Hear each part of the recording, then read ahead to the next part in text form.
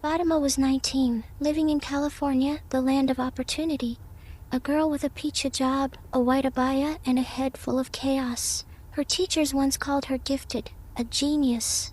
Mashallah, Fatima always gets full marks. But she knew something no one else did. She wasn't gifted. She was broken and lazy as hell. Her parents had expectations, big ones. She was their only daughter, the one they wanted to see become a doctor, the pride of the family. But now, she couldn't even sit and study for 10 minutes without zoning out. Her brain felt like a foggy window in winter, blurred, heavy, hard to see through.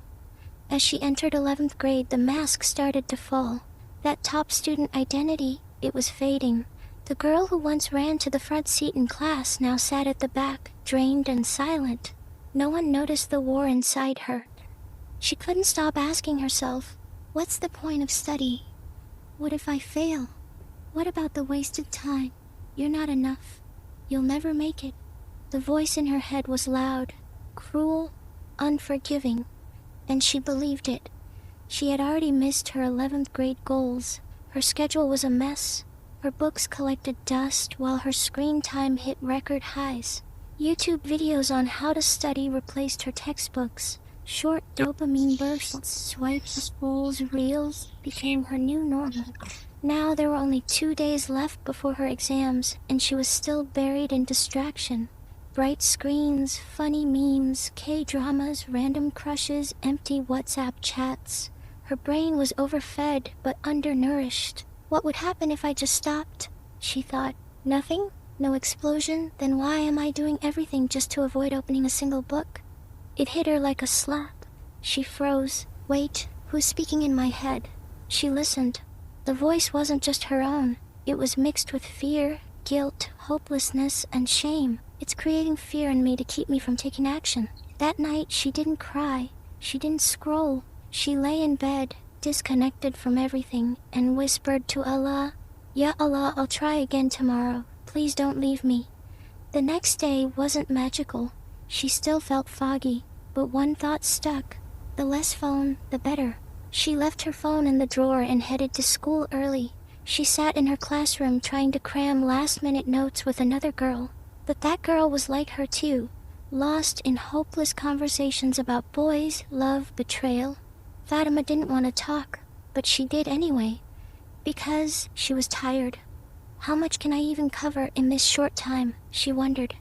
Then a backbencher girl came and sat beside them, confident, calm, fast. She flipped through the textbook like a warrior before battle. We study right before the exam and we pass. Stop talking, let's get this done. Fatima blinked. That's it? That was the mindset. She mimicked her, sat straight, opened her book. No panic, no drama, just focus. And it worked. When the exam came, Fatima wasn't perfect, but she did it. She attempted everything. Afterward, she whispered, was I just waiting for a moment where I had no other option but to study? Am I that weak? You're the opposite of a soldier, she thought. You wait for a crisis to take action, but maybe she could use that. She planned to repeat the same trick for the next paper, only it didn't work. She opened her book. Nothing. No energy, no focus.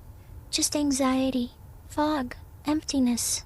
If I don't have motivation, is it still possible to study? She sat there stuck. That week, her mother pushed her to see a psychologist. You need a shrink. Do I need one? Yes, you do. But yes, you do. Fatima agreed. Your anxiety levels are like a soldier in the battleground.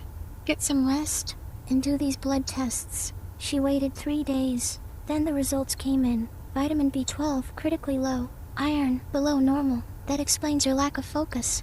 So it wasn't just laziness. It was her body crying for help. She said, how could I focus? She cried. But this time, not out of shame, out of relief.